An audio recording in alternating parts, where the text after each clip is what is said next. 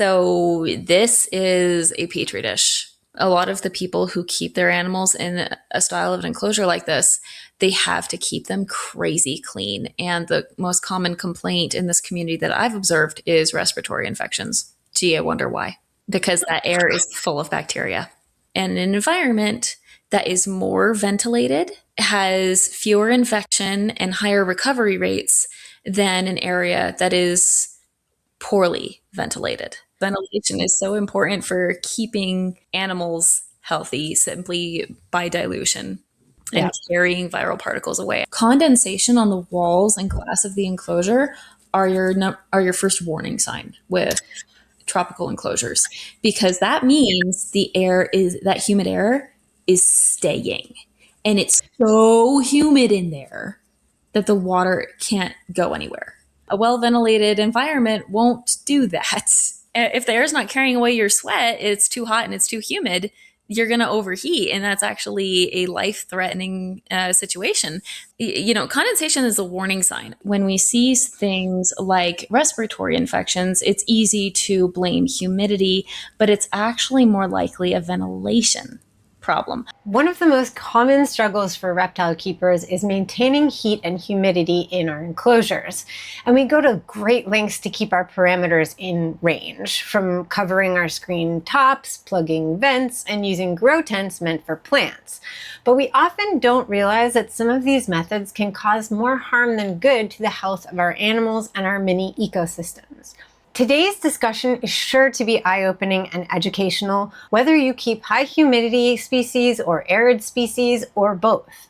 We'll review the benefits and flaws of all the different types of enclosures on the market. We'll address popular misconceptions about husbandry and reptile health, and offer solutions to help you improve the quality of the air your reptile needs to thrive so they can live a long and healthy life. Just to note that there are a couple of sections during this discussion that include visual aids. So if you're planning on listening to this instead of watching, you may want to come back to it later and view it on a screen so you can benefit more fully from what we're talking about.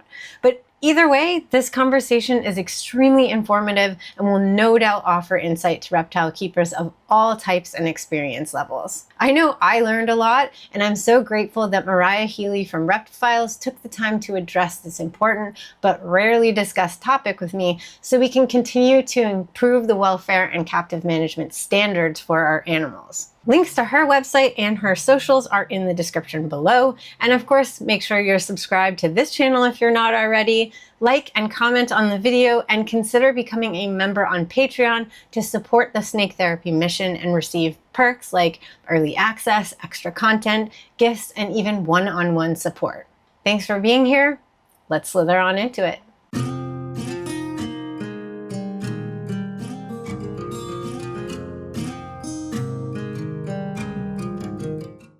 Today we're going to address a topic that is rarely discussed and often overlooked or misunderstood in herpetoculture, and that's proper ventilation for reptile enclosures. Joining me today is Mariah Healey, a professional reptile husbandry researcher and consultant, and the founder of ReptiFiles, which is an incredible database of science-based research on captive management and resource directories for welfare-based reptile care. Her extensive and extremely thorough care guides are always my go-to recommendations to anyone needing advice on what to provide for their animals, and they're made free and accessible to the public through her website. I've sent them to countless people at this point, and I've even printed hundreds of copies myself to give out at a reptile show, so that's how much I appreciate them. There's so much conflicting, outdated, and often misguided information on the internet right now, but Mariah's work is implicitly trustworthy because it's based on natural history research. It compares keeper and breeder experiences with the science, and most importantly, promotes optimal care standards as opposed to minimum requirements. So Mariah, thank you so much for being here. It's always a pleasure to speak with you. And I love talking to you too. I think you put that intro better than I could have. Thank you. Well, before we get started, is there anything else you wanted to say? Nope, you covered it. Okay. Well, then let's get to it. Ventilation. So I wanted to have this conversation for many reasons. On a personal level, I wanted to increase my own understanding and ability to provide proper ventilation for my animals, but also because I've noticed how little airflow and ventilation seems to be prioritized in most enclosure designs and by keepers. And it's not really discussed very often. And considering we're putting living animals in boxes, I'd say it's pretty important. I remembered seeing a short video of yours years ago about covering screen tops. And ever since then, I've noticed how common of a practice that is. And we're going to get into that later. But it's why I thought you'd be the perfect person to talk to about this. And, that short video actually really helped and affected me. I want more people to understand the importance of fresh air and ventilation for their reptiles. And I want to learn more. So let's talk about it. Yeah, let's dive in. What is ventilation and why is it important for reptile enclosures? Ventilation is simply the airflow in a container. That's basically it. Now, I feel like I do need to preface this episode with I am not a fluid dynamics expert. Actually, physics is my weakest science. So I do my best with what is relevant to reptile husbandry. But if I get something in the weeds, something specific wrong, please don't hold it against me, everybody. I'm doing my best, and I do welcome corrections so that I can improve my understanding of this subject. So yeah, ventilation is airflow in a box or a container, essentially. And usually when you're talking with that topic, we're usually talking buildings is usually where you're going to find the most discussion of this online is like HVAC, for example. And that's where I pull a lot of my understanding from as well. Okay. And it's very similar with a reptile enclosure because you have a container and you are trying to pay attention to the way that air flows in and out of it. The difference is in your average building, you're not, there's not really anything generating a lot of heat. Obviously, a human home is going to have an oven, humans generate heat. We do affect that. But like our furnace, there's a few things, that generate a good amount of heat, but it's not the same as a relatively large heat lamp in a relatively small box. That changes a lot of things and how much air is, what the air is doing inside of that box, you could say. And that affects humidity, that affects your equipment in and around the box. It affects the everything. I mean, also the pathogen concentration inside of the box. So ultimately, the health of your reptile too. Ultimately, the health of your reptile, which is why this is so important. But because it's one of those little things that goes under the radar, it's kind of like people saying substrate causes impaction. Loose substrate doesn't cause impaction. The impaction is a symptom of something larger. And so when we see things like respiratory infections, it's easy to blame humidity, but it's actually more likely a ventilation problem, among other things. It's very multifactorial. It's rarely only one problem that is causing these other complications down the line. Right. Let's talk a little bit about about airflow and the differences between,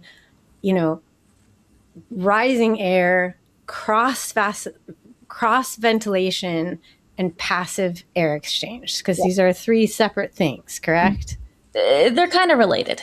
Okay. So let's talk about so passive air exchange and the rising air are, That's the same. yeah, so, or very similar. So rising Okay. air is just convection. So anytime you have a warm object, an object that is warmer than the air around it, the heat energy that it's giving out excites the yeah, guys, please don't crucify me for this. I'm doing my best here. From what I understand, it excites or energizes the molecules of air around you, causes them to move faster. The air expands, and because it is less dense, it rises. So that's how the air rises, and that's convection, is hot air rising. Right. So, for example, we have a heat lamp Mm-hmm. and it's shining down and it's heating up, say, a slate or a basking rock or whatever surface. And then that's becoming hot and warming the air around it. And then that's just going right back up. Yep. Mm-hmm. Okay. So ultimately, within a closed environment, what's going to happen is the warm air rises to the top and the cool air rises to the bottom. And it's really funny that you're bringing this up because my 3-year-old has been asking me a lot lately about where does wind come from? What causes wind? And I'm like, oh, this is really good timing, but like, how do I explain this to you? And it's convection on a much larger scale. What we're feeling with wind is we are feeling the air, these large volumes of air slipping past each other as they're exchanging between high and low. And that movement of air is wind, and that occurs on a much smaller scale in our enclosures. And even in our homes, we rarely feel it without the air being pushed through our homes, but that is happening all around us. I found a really Which, interesting video online while I was preparing for this where someone was actually using the dust motes in the air of their home to as a visual way to demonstrate convection off of his own hand, which was really fascinating. He compared to like how his hand affected the dust movement in the air as opposed to like a hot frying pan. okay. Fascinating stuff. Interesting. And that's exactly what's happening with a hot basking stone or even a branch. Okay. But then cross ventilation. Yeah. So cross ventilation is you could say it's a more active form of passive air exchange. So passive air exchange is simply, air moving by itself through the power of convection. Cross ventilation is when you have an entrance and an exit for the air, but there's nothing pushing it. It's still on the passive. Oh, So you have presumably, vents on opposite sides of each other, and one is pulling the air, and the other one is letting the air leave. Or it's letting the air enter and letting the air leave.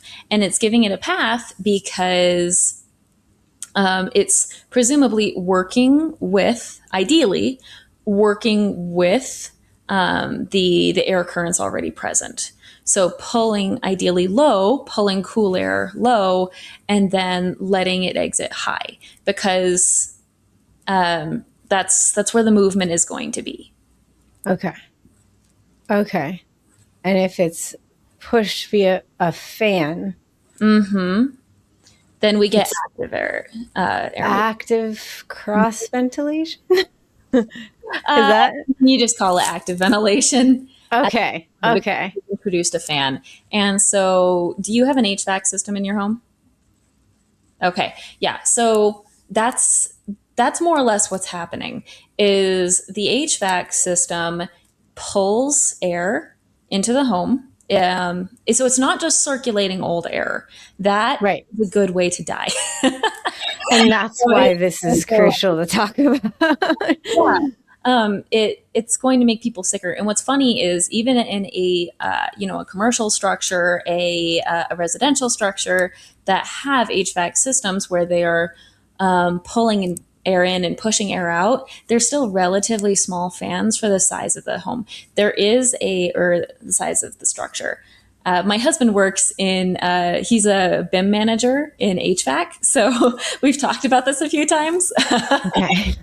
And from what I understand, there's a minimum that has to be met based on the size of the structure, how much air is being pushed in and exchanged, how much new air is it getting.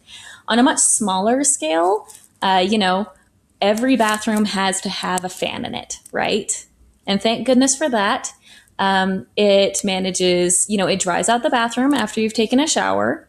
And it also is used to ventilate the bathroom after it's gotten a little bit stinky, right? And you notice that, within about 5 minutes or so, usually the smell is gone after you flipped on that fan. And that's what it's designed to do, is very rapid air exchange. And it's taking that air and it's not putting it elsewhere in your home. It's actually siphoning it out of your home and, to put it one way, crop dusting your neighborhood, but very, very diluted.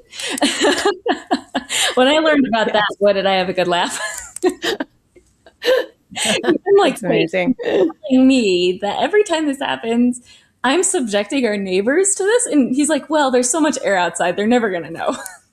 I think that's a really great example, because when we think about our reptiles in these boxes and health, in relation to their health. Yeah. I mean, if you think about it, if you have a closed box that they are pooping and peeing in, and they are, you also need fresh air at some point. There's a carbon dioxide buildup, right? If you just breathe the same air, right? So we have to have some at least passive air exchange in these boxes, which relates to their health. So let's talk about health and the reptile's health in relation to ventilation with, say, high humidity species versus low humidity species, and how that kind of differs or doesn't differ.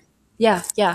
On like the most basic level here, there is the carbon dioxide concern of buildup. The other comparison I wanted to bring up is, you're not going to be sitting in your bathroom, hopefully, long enough to run out of air. And, the caps in the door kind of help with air exchange too. And even if that fan's not on, there's that. But say you're driving in a car, a modern, well-sealed car. And because you have your air conditioner running, it's a hot day outside, so you have it, so it's recirculating the air in the cabin rather than pulling air in from outside. Recirculation, it takes a while to actually run out of oxygen. And I don't think it's actually possible to run out of oxygen that way. I could be wrong, but as far as I know, this is not a problem, and I'm pretty sure car manufacturers have addressed this. But what can occur is when the air is recirculating, it's not pulling in oxygen fast enough. And so carbon dioxide levels are going to gradually build up inside of the car. And so if you're on a long road trip and you haven't stopped for a while to, open the door, to, crack open or open the window because you're going through a drive-through. If you haven't done that for several hours, you might feel yourself getting sleepy because of carbon dioxide concentrations building up. Okay. And in an enclosure that is very sealed, so these don't have, it's hard to find an enclosure that doesn't really have vents anymore. Fortunately, I think Vision might be that. I actually have plastic. Yeah, we'll look at one of those. Yeah. Yeah. And then of course, tub and rack systems. Right. So those, some of them have air holes drilled in and others don't. The ones that don't, you're going to see this carbon dioxide buildup problem as well.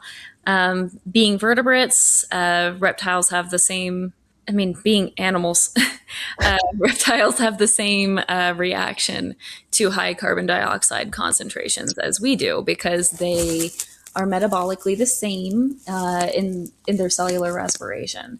So they rely on oxygen and they they produce carbon dioxide as a waste, and that carbon dioxide in a high enough concentration becomes a poison. So we often get the first symptom is being sleepy or tired. That is, Dog. I want to pause on that for a second, because that's related to behavior. It is, yes. And when people say pet rocks, or people say, I have, especially people who have tons of, snakes in racks. Oh, they don't move. They just stay in the same spot. That might have something to do with it. Again, multifactorial, right? We can't just point Absolutely. and be like, this is the number one thing. I mean, I know a lot of influencers on social media who would love to blow that out of proportion. But we also do have to consider that reptiles have a much, much lower metabolic rate than we humans do, particularly snakes, because they eat so infrequently. Even the highest, like maybe you could compare it to like a brumating lizard or tortoise, or Chelonian turtles brumate too. But so during brumation, obviously that metabolic rate drops to almost nothing. Really fascinating studies have been done on exactly what that metabolic rate is in like a sleeping red-eared slider. And it gets crazy. Like it's so low. But they also sequester the waste products of oxygen-less metabolism, the lactic acid in their shell. The calcium in their shell is essential to neutralizing that acid and keeping their body healthy and alive when they're going without oxygen, sleeping at the bottom of a pond. Really, really fascinating stuff. Wow. Yeah, I love this. But yeah, so keep in mind, they do have a much lower metabolism, which means that they have a much higher threshold for how much how much carbon dioxide they're going to produce. But yeah, basically they use a lot less oxygen and produce a lot less carbon dioxide than we do. So they run out of air slower than we do in a relatively proportionately the same sized box, if that makes sense. Okay. In terms of ventilation in, say, a high humidity enclosure, let's talk about that situation, because obviously it's important across the board. We've established that. Yeah. But I would think that it's particularly important to have not just passive air exchange, but even increased ventilation in a high humidity enclosure, so that the humidity in the air and in the substrate and all of the moisture doesn't get stagnant. It's kind of funny that I would be coming to this conclusion about ventilation because I live in Utah. I live in a semi-arid environment where, fortunately the humidity in my home is between 30 and 40%. So it's comfortable. During the winter, it drops lower, and that's itchy and waking up with nosebleeds and all of that kind of thing. Some people are dealing with much lower, but even in this very much drier environment, I mean, these are dry conditions even for semi-arid reptiles, and you see them retreating to higher humidity areas to reduce water loss. Is a common behavior that you see in arid and semi-arid species. I have tropical species. I have a Maruki Indonesian blue-tongued skink. I have a crested gecko. I have a boa imperator. I have a ball python. I've kept mourning geckos. I've kept a mossy leaf-tailed gecko. Lots of higher humidity species. And you would think that at this point, I would be advocating for solid top enclosures because that would make my life a lot easier. But in doing that, that does stabilize humidity and it stabilizes temperature as well, just your ambient temperature, but it introduces other problems. And that's where you have this push and pull, this conflict of priorities that people get really stuck on. So then what is your priority and how do you make it balance? And ultimately, like spoiler alert, adding more ventilation to the enclosure usually means or may mean making more work or expense for yourself in the setup. Absolutely. And we're going to go over different enclosure styles and how to work on that exact problem. I guess before we do that, I just wanted to talk about what it means to have a high humidity enclosure with little ventilation and why that is not good. Yeah. What do you do when you are trying to incubate, say, a bacterial swab? You know, when you want to, for any of you who have worked in a lab, what do you do when you want, or, you know, in your biology class, even, you've taken a swab of something, you know, like the inside of your mouth or your hand is a good one, you know, like put your finger on, in a petri dish. And then what do? You cover it. So you seal it up in that petri dish and then you put it somewhere warm. When you cover it up, that's also sealing the moisture inside too, especially if there's an agar medium in there. That's very, I mean, there's a lot of water. It's like gelatin. And so you've got moisture, you've got warmth, and you've got nowhere for that to go because it's a sealed container. And bacteria love it. They grow and grow and grow as fast as they possibly can. You give them food, you give them moisture, and you give them warmth, and they'll just go. And that's exactly what happens inside of a humid box. Is you are giving them warmth from your heating devices. You are giving them moisture, and from, you know, misting the water bowl, the animal itself, and then you're giving them food in the form of, well, everything that's in the box, usually the animal's waste, and that gets that bacteria growing. It's bacteria, it's mold. Mold loves bathrooms, remember, because their molds are more warm often, and mold is known to be toxic. So, you know, not all fungus is bad, but mold is usually bad. Sometimes it's tasty, but, you know, there's that.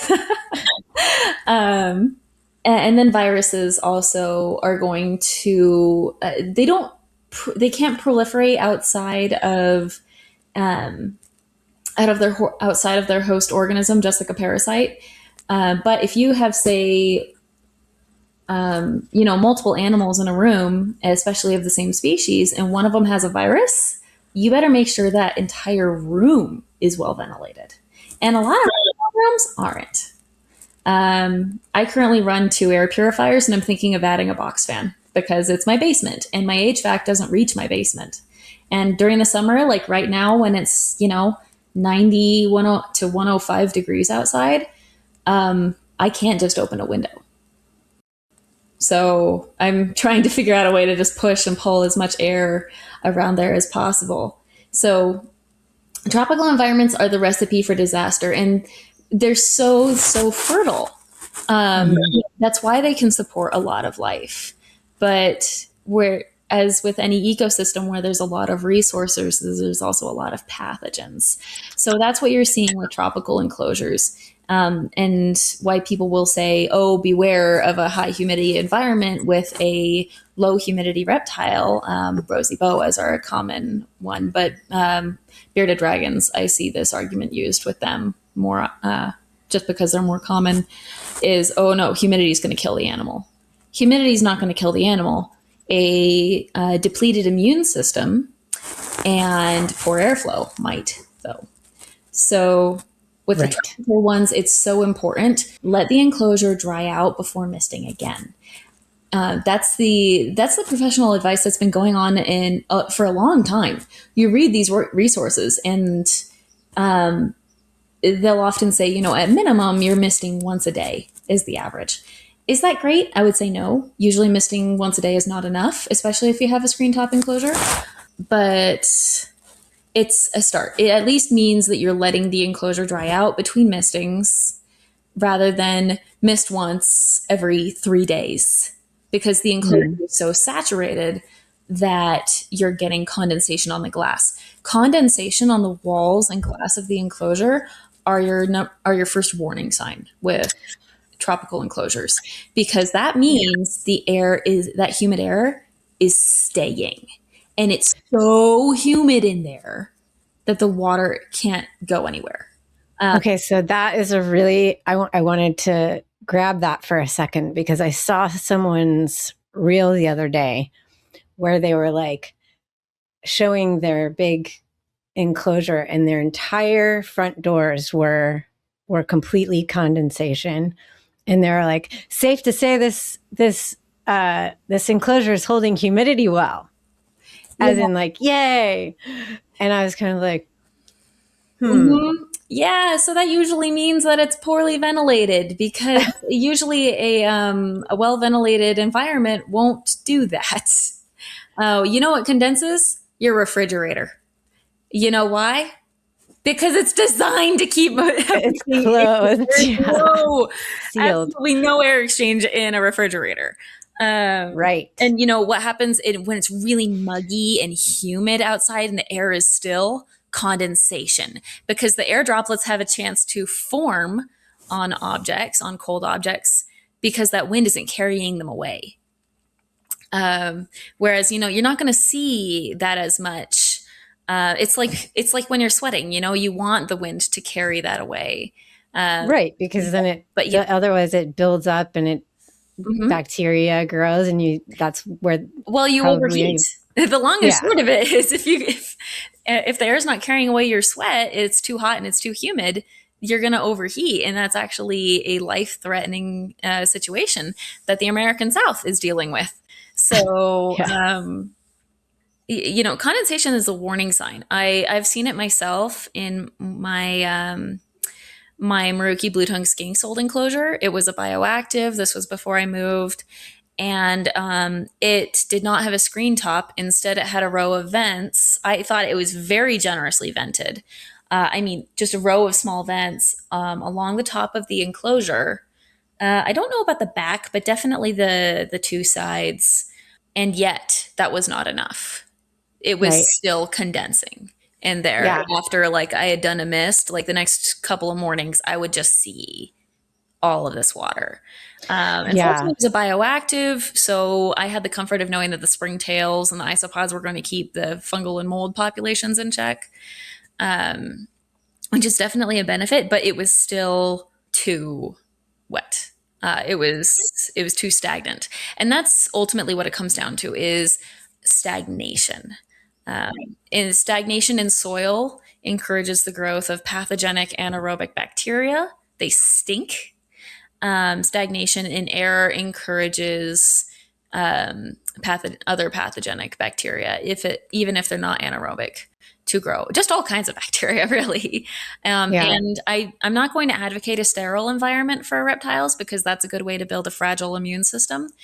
But you also don't want to be encouraging. The bacteria aren't your pet. Let's put it that way. I was gonna say this for later, and I'll probably just show the thing I did to fix it. But I had a similar problem with one of my enclosures, which I have not only vents around the top and back on all three sides all along the top, but I had installed extra vents on the cool side. And yet, and it's a bioactive, and yet for some reason this one, I would notice that out of all of them, after I misted, there would be hours where there was condensation. And I was like, that's strange. And then I got a nasty fungal growth that exploded, and the critters couldn't even keep up with it. And it wasn't something they wanted to eat. And then it got bad. And so I had to, and I'll show this down the line of like what I did. And it's very simple. And now when I mist, it doesn't happen anymore. And there is a way to fix that with active air exchange.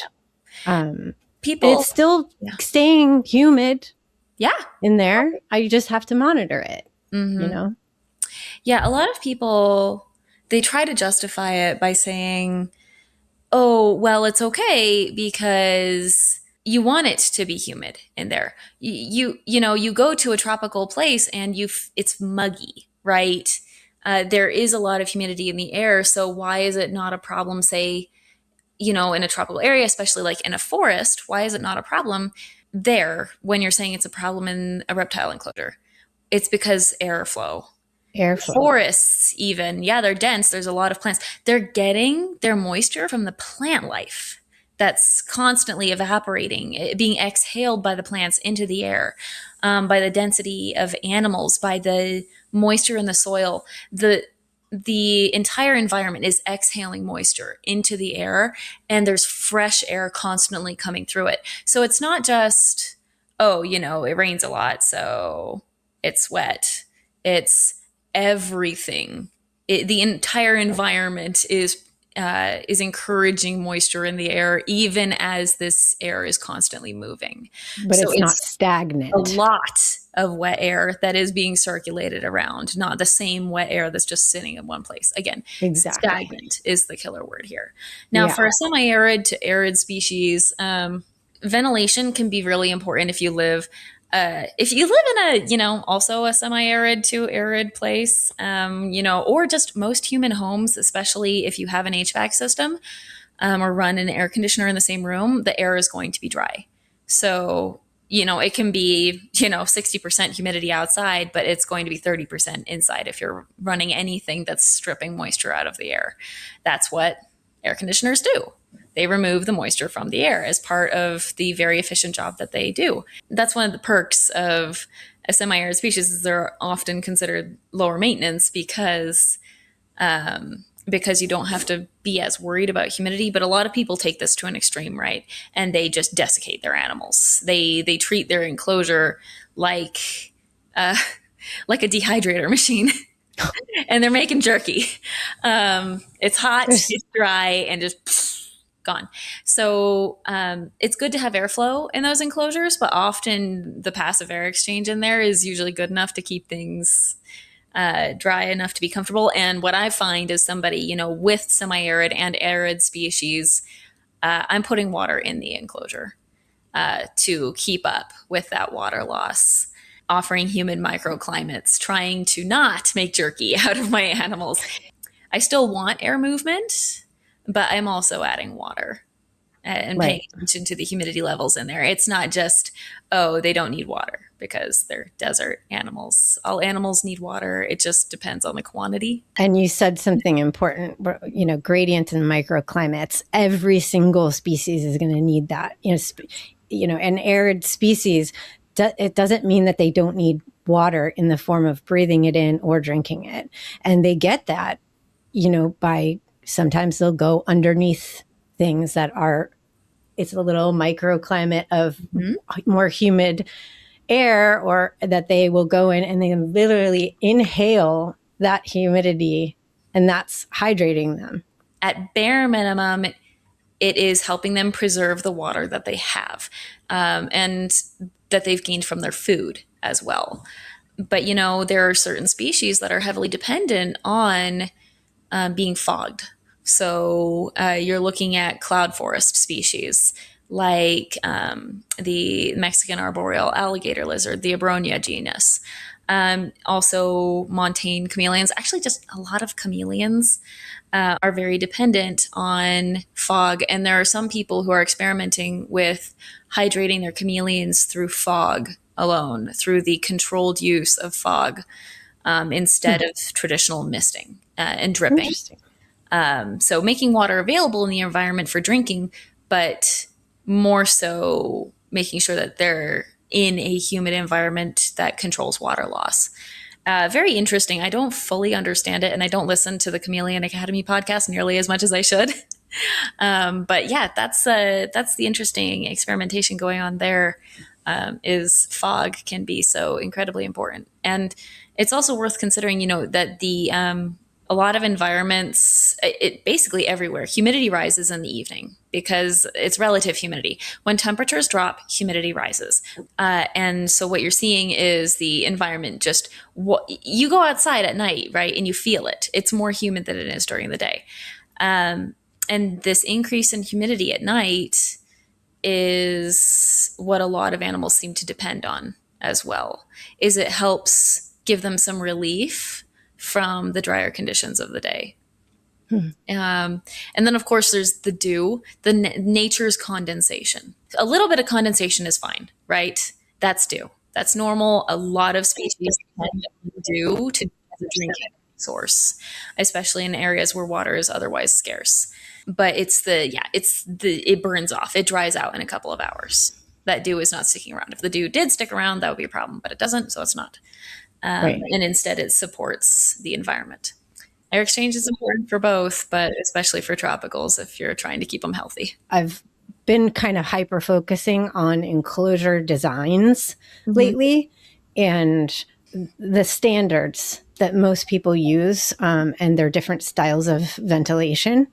And so I wanted to take a look at those, and I have a bunch of images that I kind of collected of basic, popular brands and styles. So I'm going to put these on the screen. Okay. And we'll go through them and kind of look and talk about their styles and good, bad, different aspects of them. Yeah. So we've got like the standard aquarium style glass with screen top. And then we've got glass with screen top that's front opening, which still only has screen ventilation on the top. Yeah. So there is no passive cross ventilation. There is only air rising, correct? More or less, yeah. So what you have happening here is hot air is allowed to escape. Usually if you have if it's going to rise around the heat source, like a heat lamp, or if you're using even a heat pad, it's going to be that warmed air is going to be rising. Don't use a heat pad with glass aquarium. Just larger enclosures in general, they really don't work. You're going to end up with a warm-ish basking area, and a very cold rest of the enclosure. They're so lousy for ambient temperatures, and that's one of the reasons why reptiles get burned. So yeah, what you're seeing is a very passive air exchange system. It's better than nothing. I want to make that very clear. You are going to get a lot of air in and out, and this is why they're notoriously dry, and why people tell other people to cover them up to preserve humidity, is because the hot air is rising out of it through the top and the cooler air is staying down in there. The nice thing is also the humidity. Humid air is heavier than dry air. So it does actually kind of help keep that humid air in there a little bit, contrary to what people might say. It's just if you're running heat lamps, that heat is going to be sucking the air, the water out of the environment. But yeah, so it's a very passive system. With the top opening system, the air exchange is always the same. With the front opening, you get a breeze and you could say active air exchange every single time you open the door. You're creating something of a vacuum effect. It's not the same because it's not a closed environment, so it's not a true vacuum, but you are moving the air when you move the door. And so there's a gust of wind that goes through the enclosure and helps ventilate things. So that's one of the great things about the swinging design in particular over, say, a sliding design, is you're going to get a little bit more airflow out of the swinging. Swinging is only practical for the smaller enclosures usually. As the enclosure gets larger, swinging doors don't really get very practical for most people. But yeah, I mean, these are a good basic enclosure. They're ventilated. It's just all passive ventilation. It's decent. So then we have similar, but these actually have vents in the front, right? So I think this one actually has a little, I couldn't tell, but it looks like there's an extra piece where you can actually block the vents, which don't do that. If you have it, like, use them. I think this is great. But these enclosures, especially the new Exoterra and the Zoom Ed, not only do they have screen top and they have the gust of fresh air coming in when you open, but they also have vents along the bottom in the face. right? What's so important about this is what you're getting is it's called a chimney effect, if I remember correctly. And it sucks air in through those vents at the bottom as the air is moving out the top. So when air moves through the top of the enclosure, it is passively sucking air into the enclosure through the bottom. And these vents are so teeny tiny that the effect is definitely mitigated, but it's there. There is cool air coming in through those little vents at the bottom of the enclosure, and you're going to see a better ventilated enclosure with this design than without it, for sure. This is particularly important in a tall enclosure, in an enclosure that is as tall or taller than it is wide. So for a wide enclosure, you have, its surface area is being serviced by a relatively large area, the mesh for the air to escape. But when the enclosure gets taller, it is harder for the air at the bottom to escape the enclosure. And so you end up with this heavy air that is just staying at the bottom of the Mm. enclosure. And it actually becomes pretty stagnant. Hmm. I am glad that Zen Habitats has introduced a optional mesh barrier for some of their taller enclosures. Oh, Design needs to be refined because you can choose a substrate barrier or you can choose to have a mesh front for ventilation. And I'm like, how about both? yeah. Um, they're just getting there. At least they've got the spirit. And so one of the problems that I deal with in my 4 foot tall enclosures, so my ball python, my boa, my crested gecko, is poor ventilation at the lower levels. Well, I guess not the boa, because his is it's a custom reptile habitats enclosure where I requested ventilation holes to be drilled along the front, and they're covered with mesh to keep things from escaping. But yeah, so it has a pretty aggressive chimney effect going on through there, and it shows. A lot of the 4 foot tall enclosures on the market do not have a chimney effect facilitation, which is at least we're popularizing screen tops. We're getting there. I'll take the win. Okay. Well, so then we have other screen top versions that are different material than glass. So we've been talking a lot about humidity, but there's also the element of heat, and people often go, well, PVC is going to hold the heat in better than glass. Is that? Yes and no. See, these are kind of bad examples for that because the Dubia and the Zen Habitats and the Reptizoo all use very thin PVC to keep the enclosure lightweight. Yeah. And so it does not hold heat very well at all compared to glass. I would say it's similar in Okay. performance, maybe a little better. But where you're going to see a significant difference in heat retention is with thicker PVC like Yeah. this. And I believe Apex Reptile and Black Box Apex. use Yep. thicker PVC. 1/2 inch. Yeah. So that's where you're going to see an actual difference in heat retention. And that's what you're going to want to pursue. That or like a good thick wood enclosure, like the ones they have in Europe, the Pro Rep enclosures. Those are pretty good for heat retention because they're thicker and that makes them essentially insulated. And the difference here also is that all of these are sliding doors, as opposed to the previous slide, which had swinging doors. I know you like sliding doors. I'm a fan of swinging personally, but that's okay. But what I pulled this one in because I noticed that these two bottom images, they have these like arrows going, and I feel like it's slightly misleading, but I also wanted to talk about the mesh styles because all of these enclosures have very tight mesh. Yeah, Zen and Dubia both. Well, no, that's not true anymore. Zen's mesh is still at a roughly 40% obstruction rate. So that affects your lighting, that affects your heating, and that also does affect your ventilation. How much air, how much of anything is able to get through. You can think of it as 45% solid. The Dubia, I believe their latest version is 33%. So after complaints, they reduced it. They're very proactive and fluid with their design. They rarely commit to one design, and they are changing all the time, which makes it a little bit of a pain for me to keep on top of, like, what are they doing now. But I do appreciate their willingness to experiment and to change for the better. Yeah. Um, Reptis, I think, is around 35% as a fine mesh. So And it's then comparable. Phylozoo says 28%. Yes, Phylozoo does have a pretty open mesh.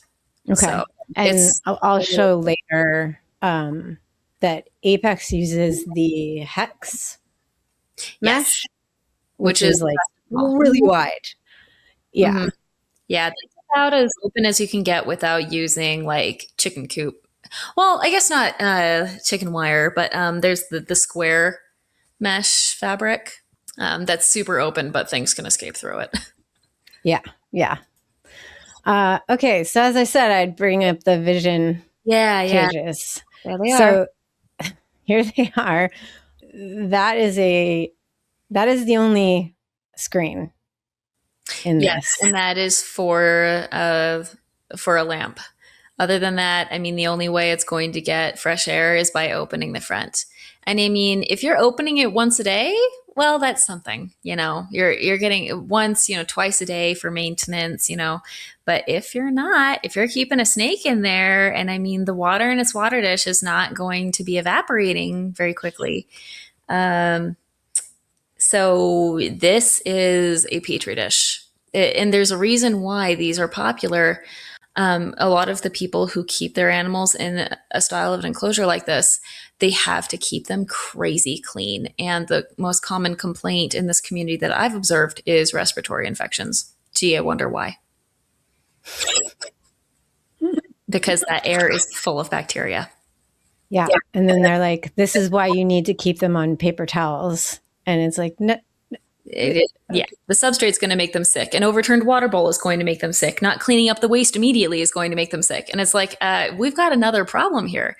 There's a lot of research into keeping people healthy, and especially around the time of the COVID pandemic, there was a lot of funds poured into research on preventing viral transmission, and in there are studies of how fast or how many people get sick and how fast people recover from illness through reduced exposure to pathogen.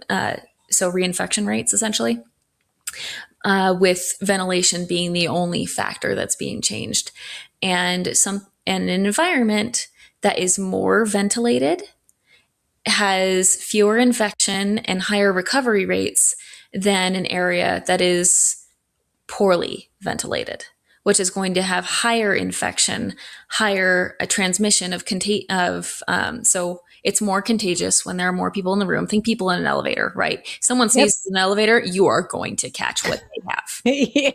Don't even bother praying. It's not going to help. Just grab the Zycam on your way home because you're going to need it. Yeah. So that's exactly how it works. Is ventilation is so important for keeping animals healthy simply by dilution and Yeah. carrying viral particles away. I actually saw a really interesting study where they found a way to angle the fans to control the airflow around people, and they had a sick person in a room, and the higher airflow around each individual. So I mean, social distancing comes into play here too. The less likely it was for the people in that room to get sick from that one individual than not. And they were like, oh, should we be using smarter HVAC, ventilation systems to increase the individual airflow around each person? Like angling the fans such and creating a small vortex of wind around. I don't know if I understood this study correctly, but it was a really interesting concept. So the next one is, I would assume, one of the better options Mm-hmm. for the best ventilation you can do. So this is not only a screen top, but there are vents on the sides of the enclosure. So we have air coming in from the sides, and we have air going out and Yeah. coming in from the top. This is a really interesting arrangement because what you're seeing here is an enclosure that instead of pulling air from the front, it's pulling air from the sides, and then the hot air escapes out of the top. It's, yeah, ideally, this is the best ventilation. I do have my issues with this style of ventilation because things can escape out of these slats when they're not lined with mesh. So, Hmm. cleanup crew can escape. Baby reptiles, particularly small. I've had ocellated skinks, baby ocellated skinks escape out of these slats.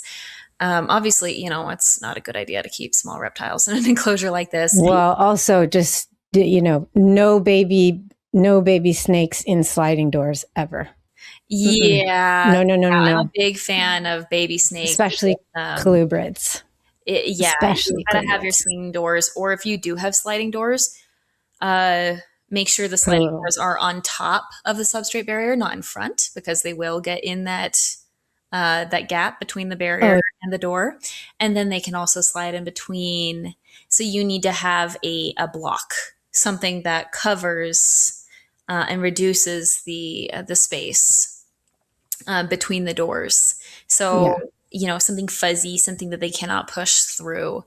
Some habitats has a little thing that they do. It's not the best, but and it's technically actually designed to reduce the flex on the acrylic doors. In general, they're liquids. Like it's just so hard to I contain. know. And there, people are always saying, "I've lost my baby corn snake. What do I do?" In the forums, and I say, "Pray. You may never find Well, me." even if they don't get lost, they can actually they can injure themselves really badly So in the easy. process. I now have a policy that all my baby enclosure quarantine enclosures are swing down, and they are enclosures that have decent sized vents Mm-hmm. in the panels. Mm-hmm. So, for instance, I have a baby Transpicos rat snake in one of these. And what I did, and same with my other rat snake when I got her, is I took drywall tape, which is a mesh tape, and it's not Mm-hmm. sticky. But what you can do is you can flip it and then do another one on top, so that there's no sticky side facing into the enclosure. That, or just take some screen and screw it or tape it on the outside of the enclosure so there's no sticky tape anywhere accessible. Yeah, I've used sticky tape or the sticky. Yeah, it really isn't. But the mesh tape, I mean, Yeah. nothing adheres to it really. Well, but it also doesn't stay on very well by Exactly. So you itself. need a So you secondary need to adhesion. reinforce it. Yep. But it works really well so that they cannot even try. Because that's the thing I just wanted to say is, Yeah. if even just the attempt that they make to try and get out of that little tiny space and they can't, could potentially cause them really gnarly injury. Yeah, their bones So are don't so use tiny. spiders with They get babies. injured so easily. They're just so little. Yeah. They're so Yeah. little. Like, yeah, sure, they're a little bit better than an invertebrate, but not much. Yeah. Okay. All right. So this is a different story now. Now we're into closed top enclosures. Yeah. And this is a popular brand. Mm-hmm. But what I wanted to point out to folks during this conversation, and I'm not, this is in no way, shape, or form trying to like be negative against a brand or anyone. I'm not, but the design of this, and it's found in multiple different kinds of enclosures, is that there's only vents in one place in the enclosure, and that's the back wall. Yeah. Yeah. And they're very small. Yes, they're pretty narrow. So what you're seeing here with this approach is the vents are on the top. While the actual top itself is closed. So you have a massive reduction in ventilation because hot air is being trapped. it cannot escape through the top anymore, and it is being filtered, you could say. It's by these smaller vents at the top. So the flow rate of hot air out of the enclosure is lower. And also what we have happening is the hot air is passing out of the enclosure in the same area that cool air has to come in. So there's going to be turbulence there and competition. It's not very efficient at all. So it does a great job of holding heat and humidity in. It does not do a good job of breathing. Yes. So this one is from Talking Serpents, and it's available to be customized, which is always cool when enclosure companies allow customization. Yes. But there's no vent option. Don't do that. Don't do that. Please. I don't care how lazy you are. Don't. Please make sure that you at least have some ventilation in your enclosure. I just wanted to point that out as I was looking at this, because I was like, oh, those are nice big vents. And then I saw that you could choose no vents. And I was like, oh dear. No. Don't do that. You can also add a screen top, so as long as you do at least one or the other, that's really important. You can also, I believe, choose where you want your vents. So these are great. Like if an enclosure company allows you to customize your enclosure, start thinking about what we have talked about today, how air moves, heat, all of that stuff, and start thinking about like, where is optimal placement for my ventilation? And if you can customize it, go for it. This seems like the best example of ventilation in a closed top enclosure that I've seen that come in standard, because it has back, like nice big vents in the back top, but on the sides, it also has slits a little bit lower down. And it seemed like, okay, there's flow this way, there's air exchange out the back. Like as long as you don't have your enclosure right up against a wall, then it's doing good stuff there. Yeah. So there's multiple places for the air to go in and out. And so what you're more likely to see is obviously depending on your heat lamp placement, assuming that it's mounted on the interior, that hot air is most likely going to be escaping out the back. And then it's going to be pulling the cooler air in through the sides. Right. And then this is the last PVC we're going to look at. And this is Apex. They have an older model. I have both of these models, and I wanted to highlight that the older models had vents in the face, as well as all the way around the entire top of the sides and the back. The newer models do not, but they do have customization options where you can either add a half screen or a full screen, and it is hex style mesh, which I said before. It's quite large, which I think has been, I enjoy it. I have some of the screen tops, not on all of mine, but I do have some of them. Now let's move on to grow tents, but I had to show this picture because, oh my gosh. Yes. That's interesting. There are two bearded dragons in this. I just had to it's AI. These demonstrations, especially ever since even before AI got involved in product staging photos, they were bad, and now they're worse. So much worse. So many things wrong with that. So anyway, let's talk about grow tents, because these have exploded in popularity lately. And I don't think there's anything wrong with them. Personally, they're not my style, but I don't think there's anything wrong with a less expensive, more space enclosure style. However, there are some things to consider. And what I noticed when I started researching these for a client that I was trying to help get her, ball pythons and other snakes set up, and she was talking about getting a grow tent. And I was like, well, that's one I haven't done, which I'm going to have to do it just to do it at some point. And I started looking into it, and pretty much most of the online tutorials that I saw and the examples that I saw had very little to no ventilation at all. Yeah. None. Yep. And it shocked me. Mm-hmm. Yes, they were larger spaces than many standard enclosures, which means there's more air inside. That's good. And sometimes people put fans like literally inside their enclosure, so they're moving the air around inside. But it's like the car. In practice, when they're used for the plants to keep the air moving around the plants. Right. Yeah. So there's like these kind of zip spots for ventilation vents for if you're growing plants in them. Some brands do have screens, but when people turn these things on their sides, the screens end up underneath the substrate. Yeah.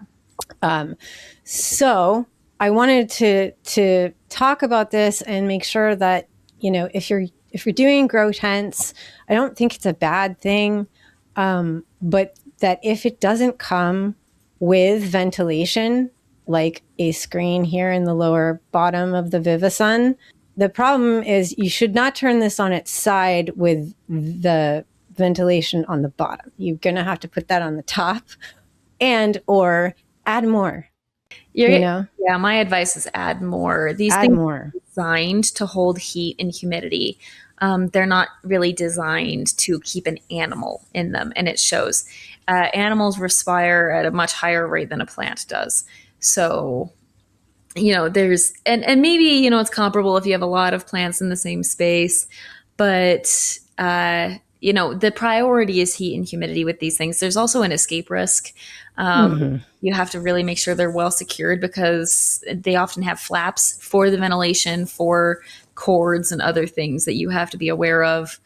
But yeah, you're going to want to build in extra ventilation if you're customizing a grow tent. They can be really great, especially for sailfin dragons and Chinese water dragons, both species well known to have issues with interacting with transparent barriers, especially glass and acrylic. A grow tent helps increase their sense of security and reduce escape attempts, but they need to be used properly. And on the note of security, from what I've understood, the research that I've done, there's a lot of off-brand that are similar to Vivasun on Amazon that you can get for cheap, but that they've had a lot of failing zippers, and that of the brands out there that are not meant for reptiles, this brand seems to be the most secure as far as zippers go. Also, something to consider is the reflective background. If you're going to use these, it's not about ventilation, I know, but that's really, really, really intense if you have heat lamps and lights. Mm-hmm. So like in this, if you can do something with a cover, please do that. And then there are now reptile-focused grow tent brands. I couldn't find much more with Terra tents, and I don't see any ventilation on that, but maybe I'm just not seeing it. Reptile Tents, however, has a newer model, which is the one at the top right, which has, I believe that's the top right, is it has both top and front ventilation. Mm-hmm. What are your thoughts on that? It's definitely a better grow tent option. It needs work, but it's better. So I saw someone posting this. I got a 4x2x5 foot grow tent for my veiled chameleon. How do you guys get proper ventilation for your reptiles in tents? There are 2 spots where I can put fans, and they're not sure, and they said this is not done, don't judge it, but they were asking about this. So at least people are looking into it. But you're going to have to be careful of putting fans directly inside because they could be an injury risk. Yes. depending on the animal. Yeah. So ideally, you're going to sew some screen in the top and you're going to sew some screen in the bottom. Screen if it's for a chameleon. The chameleons don't need all screen enclosures as much as some people assert that they do, but depending on what your ambient humidity is. But I have a lot of concerns about keeping a chameleon in a grow tent. Do you? I do, yeah. Okay. Good to know. Okay, so let's move on to the racks and bins. As we said before, there's no real passive airflow in the racks. The bin rack combo here, they have poked holes in the bins. It's not a lot of air exchange, but it's more than, is it more than the rack? It really depends on whether they drilled holes in the bins on the rack. A lot of times there's little to none.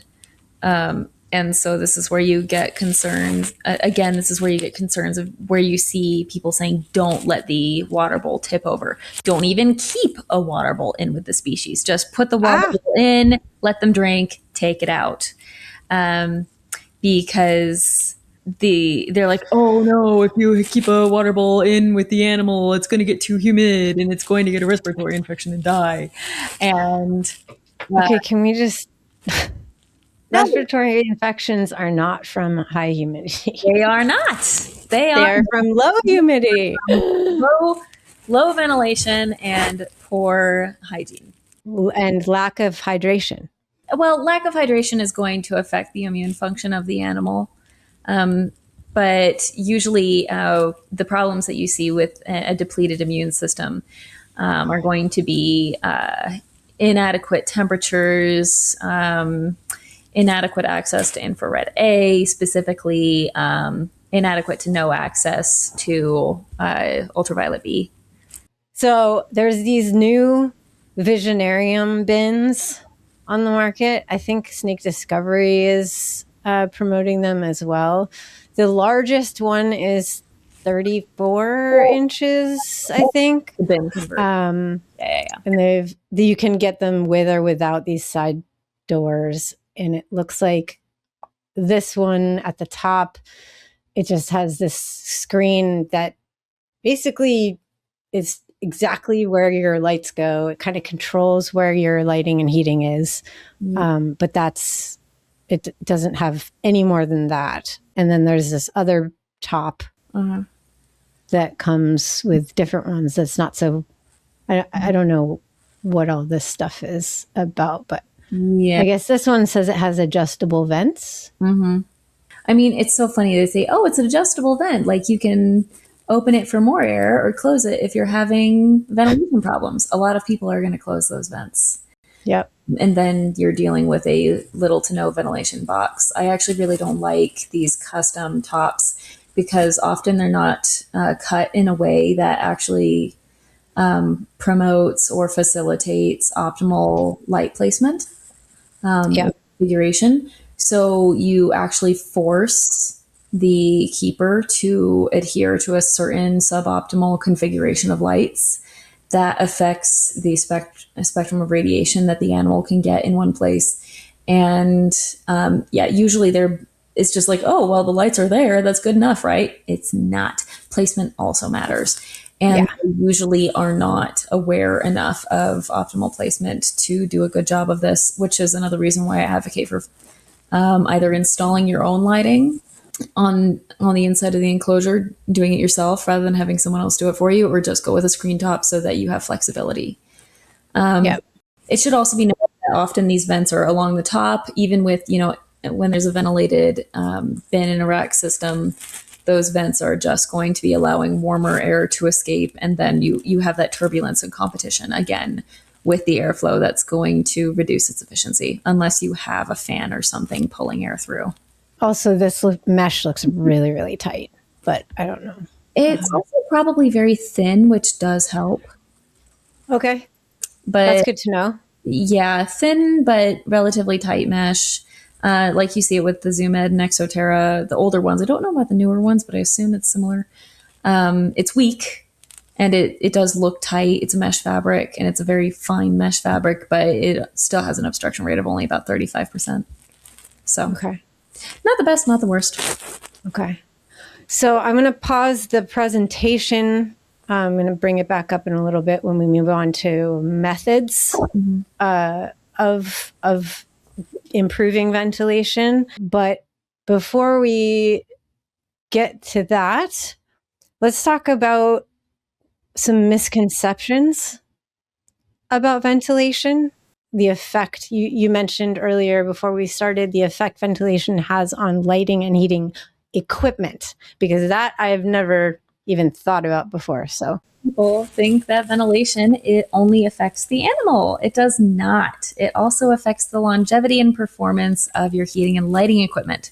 So whether you're running a fluorescent, incandescent, or LED, that lamp is producing heat.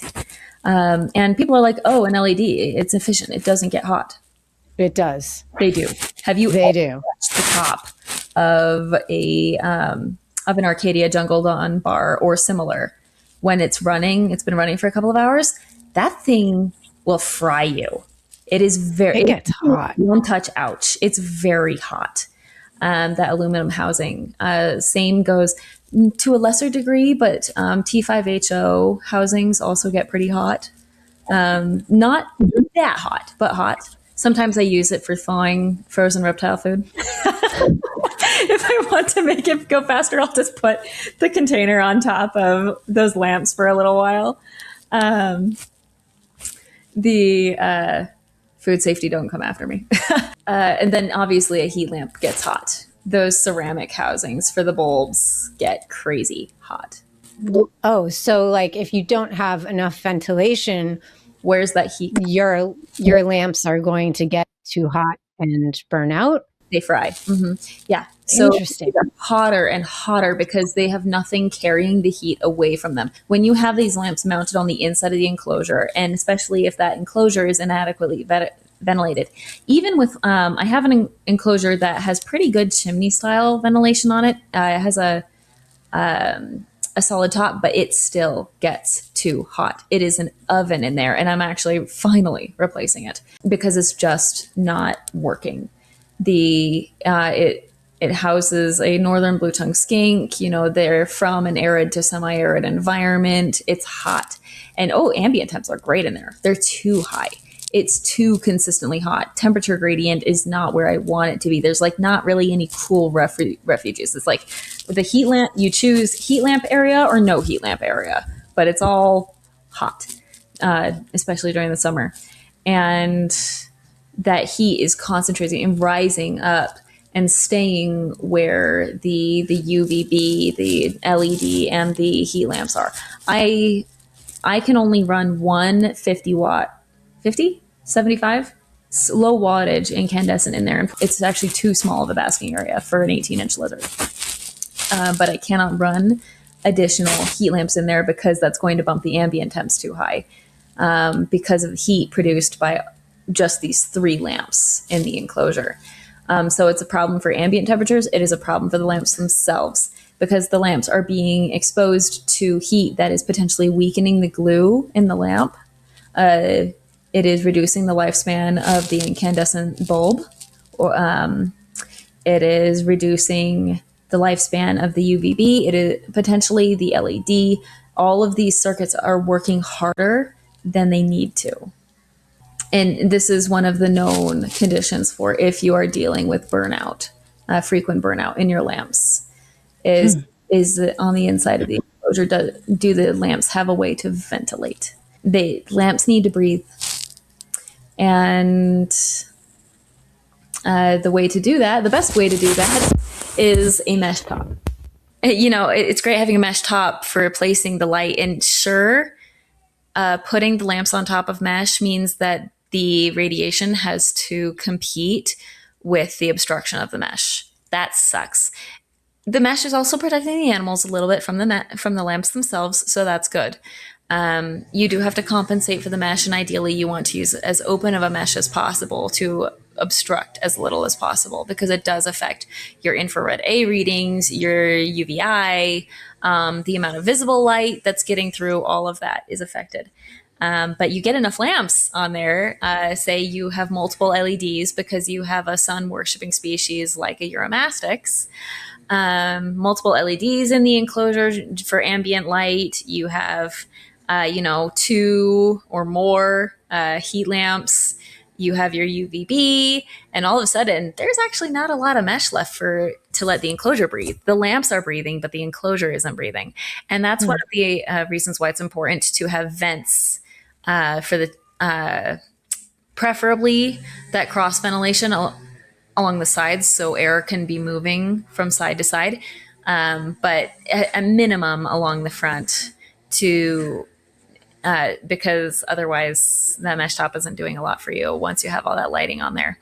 The ideal configuration is going to be, well, I guess I'll just get this out of the way now, having for a high set of vents on one side and a low set of vents on the other side.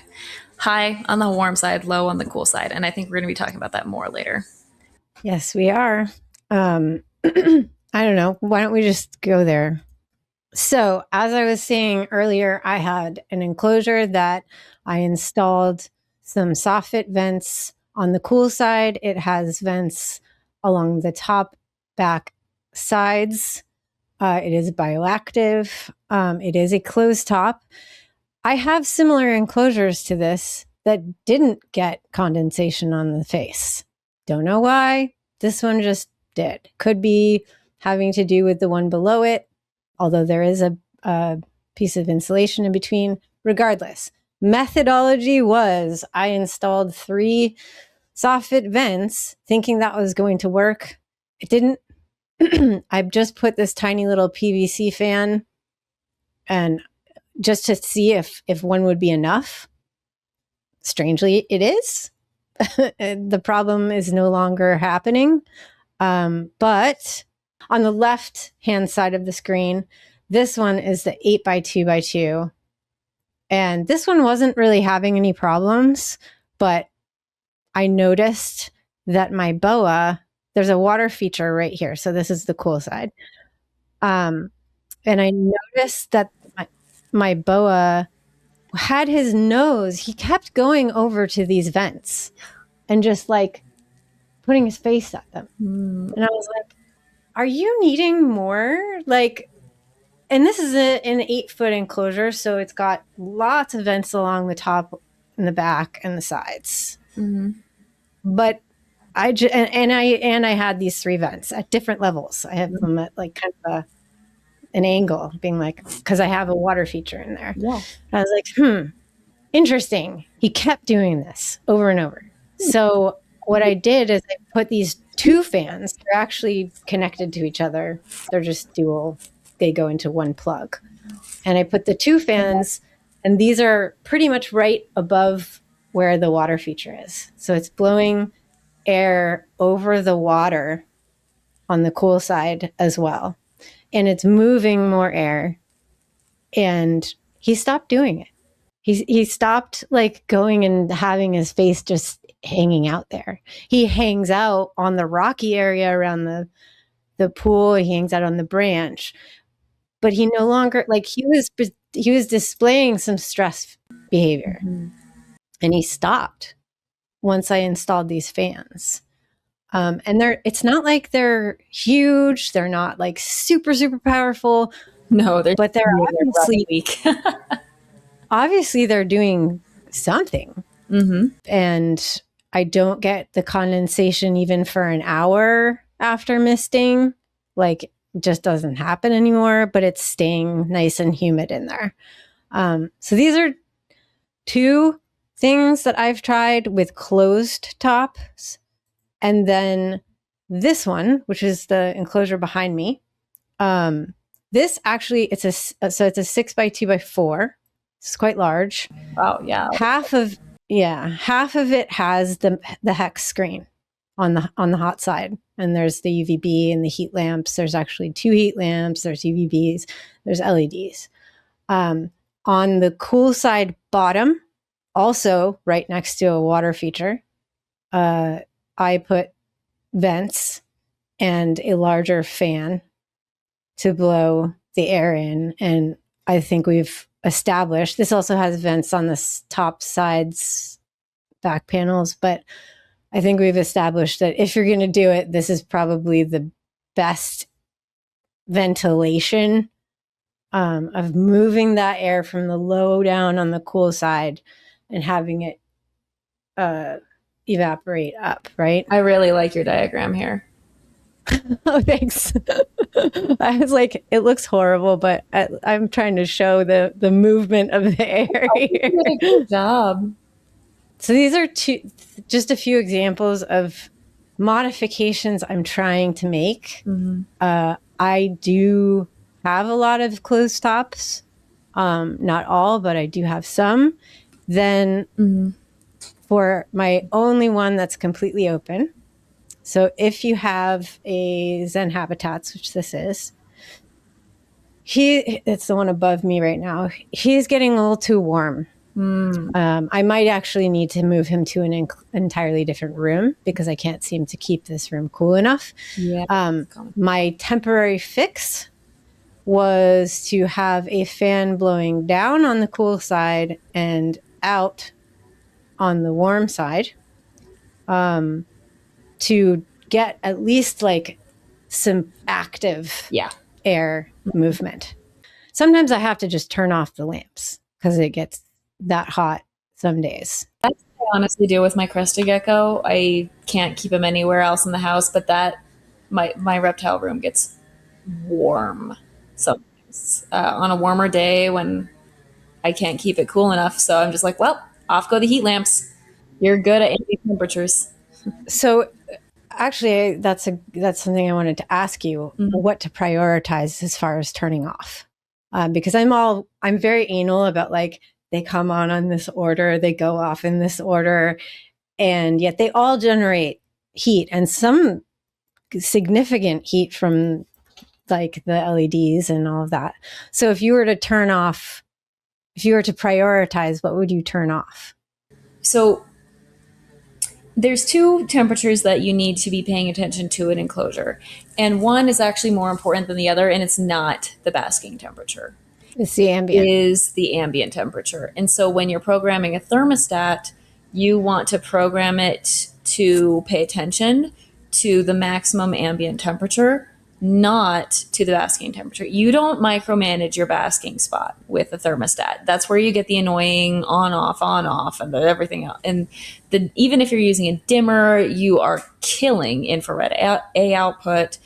It's just not a good story. What you need to do is take that thermostat, put the probe on the cool end of the enclosure, and tell that thermostat, turn off the heat if the temperature gets to this animal's maximum allowable ambient temperature. Okay.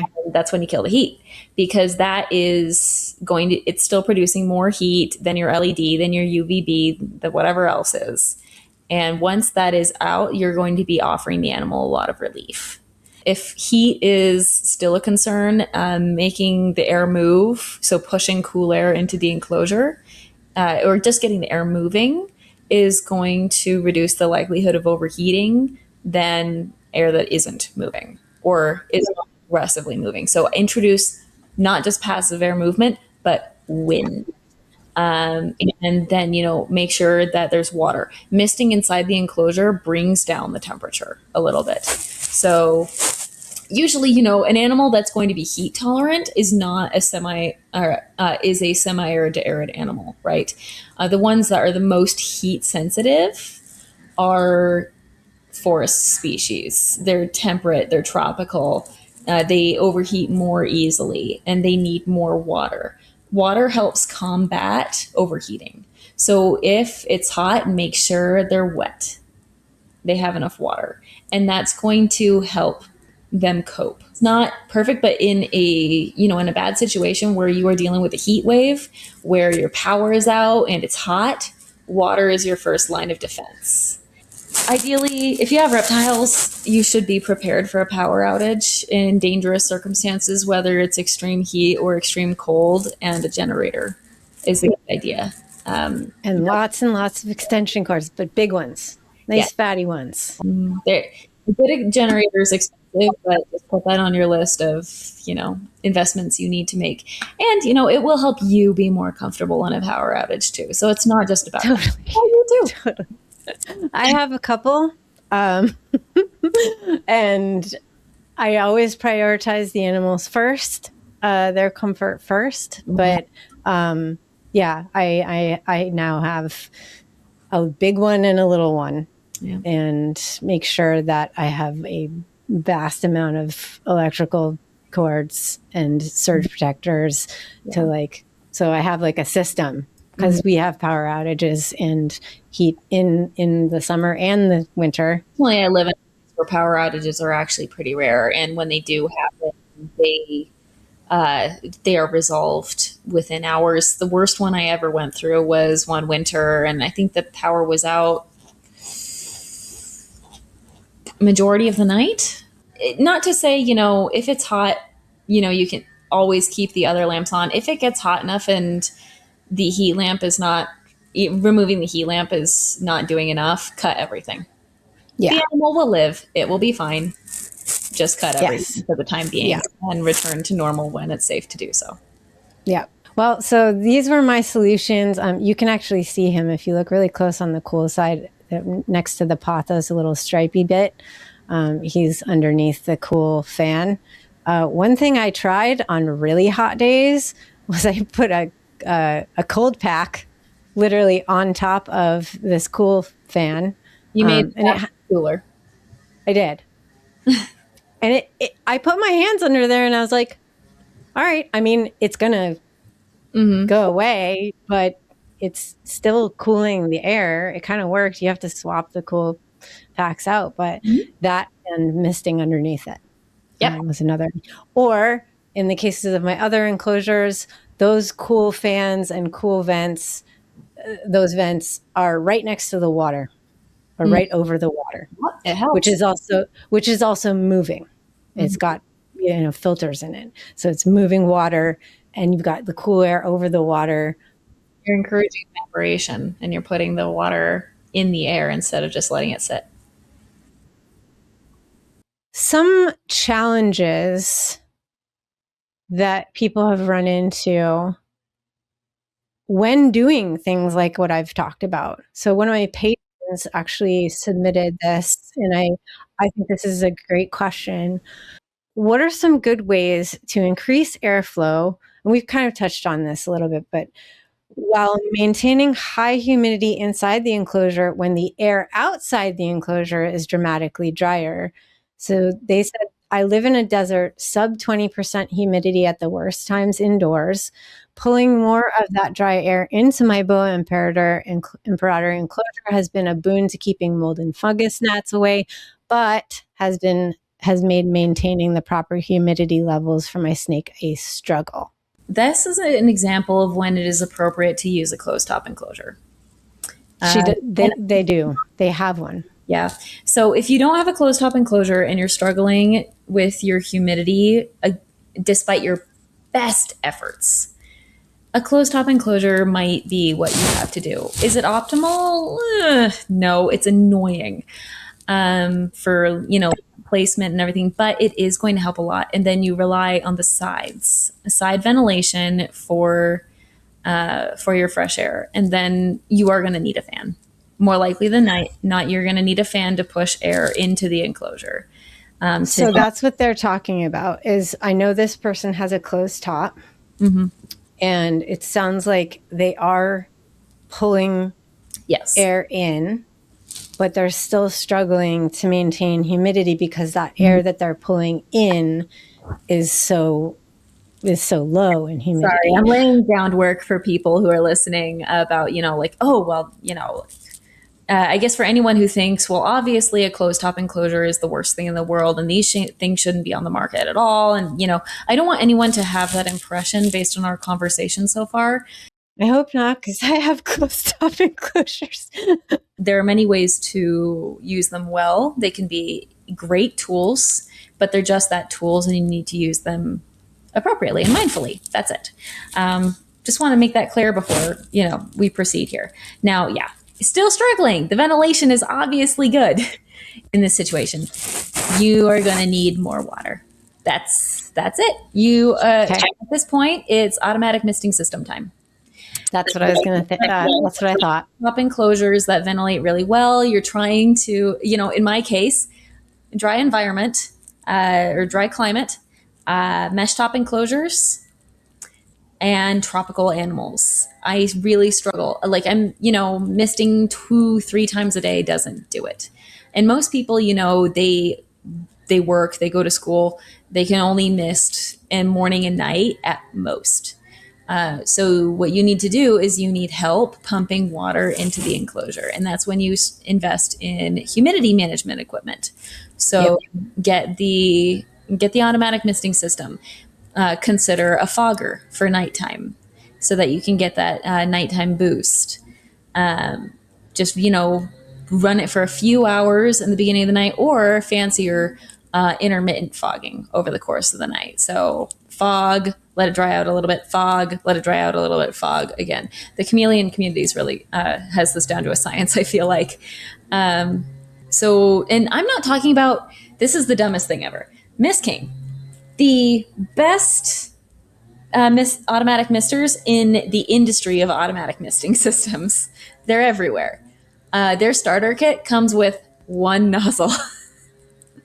One. Really? Last I checked, yeah. Maybe they've improved it, but you have to add on nozzles to your order. And if you're new to this, you have no idea how many nozzles you need. So I had one consulting client who came to me and they're like, it was for a ball python in a 4x2. And they're like, well, I've got the automatic misting system and it's not helping with humidity, but my substrate is saturated. I'm like, ooh, what are you doing? So I took a look at the enclosure and he was only using one nozzle. And he had it hooked up to a hygrostat. So the hygrostat was constantly telling it, the Mist King, it's too dry in here, add more water, add more water, add more water. All of this water was going into the substrate and there wasn't enough distribution across the entire enclosure. So it couldn't evaporate into the air efficiently. Because misting, it increases humidity by coating all of the surfaces in the enclosure with water tiny water droplets that evaporate easily into the air. That's how it works. If it's going directly into the substrate, what you're doing is just watering the soil and is getting locked in the soil and unable to really humidify the enclosure. It was a bizarre situation, and we fixed it by adding more nozzles. Because you need to mist the entire enclosure, not just a piece of it. Okay. Default formula for planning out misting system nozzles at this point is you want one in every corner, and then one every 2 feet, essentially. It's going to do basically a good job if you're just dealing with one nozzle per output on the line. One every 2 feet around the perimeter of the top of the enclosure. So that would be 6 nozzles for a 4x2x2 enclosure. One in each corner, and then one in the middle of the 2 long sides. Okay. And you are going to have a spray pattern. It's not going to cover 100% of the enclosure, but it is going to cover enough if you get your angling right. And then the second part is timing. This is actually why I don't like hygrostats very much. It can help, but if the probe placement is off or if the nozzle arrangement is off, then it can cause more problems than it solves. When you don't use hygrostat, you have to trial and error it to dial it in by yourself. And you have to pay attention, very close attention to the enclosure's behavior when it comes to how fast is it drying out and is there a danger of saturation? So there's 2 factors with a misting system. You have your duration and your interval. So the interval is how long the pump is going between mistings, the enclosure is going between mistings, and the duration is how long the mist is being released for. What I find it often the most useful for combating a dry enclosure is short interval, moderate duration of misting. So, like once every 1 or 2 hours, depending on the size of the enclosure, and then duration of 30 seconds to maybe a minute. So, basically, just coat the surfaces of the enclosure, stop. Coat the surface Okay. of the enclosure, stop. If you have live plants and you feel like your substrate needs more water to support the plants, then you increase the duration of the spray so that more of the water reaches the sub and drips down to the soil. But it is so worthwhile. And I'm actually in the process of basically putting automatic misters on every single one of my enclosures. Wow. Lazy girl hacks, I guess. I'm tired of manual misting. At very minimum, get yourself a battery powered mister. Geez. Oh my gosh, because game changer. Oh yeah, the one I just got, I was using a hand pump sprayer for a while and I Me hated it. too. It was just like, it's not bad, but it's just tiring and slow and It's annoying. annoying. So I actually got switched to, I hooked my shower with a split valve. And so I could open the valve to the hose, or I could open the valve to the shower. And I could open the hose valve so that water would go into a hose that I could drag into my reptile room and use a garden nozzle Yeah. to my enclosures. Oh, it was the best. Game changer. The only issue is with those of us who have extremely hard water or water that we do not want in our enclosure. Yeah, unfortunately, I did it even with the super hard water. Okay. And the water spots were awful, and they were all over the plants. And I just dealt with it because I did not like the alternative. Because I had my own distiller, but I used the distiller strictly for the automatic misting systems that I did have. I used a few drops of ReptiSafe in my misting water, and it's been actually really great. And the plants are fine, and there's less water, like water stains and stuff. Yeah, it's just not the same as a distiller. No, A distiller a reverse osmosis is really where it's at for protecting your misting systems and your foggers. Got it. Foggers need to be cleaned every week. Every week. Wait, ideally every week. Foggers versus misting systems. If you can keep the misting system's reservoir clean, it's like keep it covered. And especially in an opaque container, you're not going to deal with a lot of problems. Algal growth being the main concern there. Just haunt dendroboard a little bit, and you'll see the froggers have misting systems down to a science. And foggers for that matter. Yeah, like you don't want to be running an ultrasonic fogger puck in a dirty water bowl because you're putting those pathogens in the air for your animal to breathe in. And so because teeny tiny water droplets that are going directly into your animal's lungs. So with a fogger, this is different from a mister. A mister, you're just putting water droplets on surfaces. You're not putting them in the air. The water is what evaporates, and it doesn't carry much with it into the air. But with a fogger, those water droplets it's different. These are teeny tiny water droplets that are in the air. It's a difference between vapor and like the water content of the air. I can't explain it, but they're different.